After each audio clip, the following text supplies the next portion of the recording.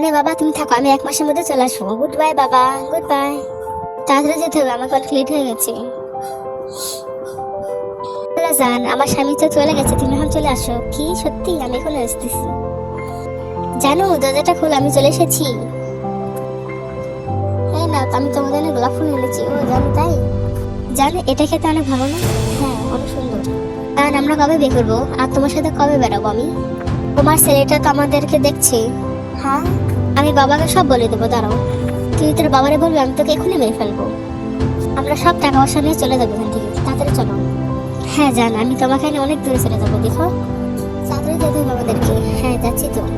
Hello, আমার বউ তো আমার ফোনটা ধরছে না, একটু ভিতরে যা দেখবেন।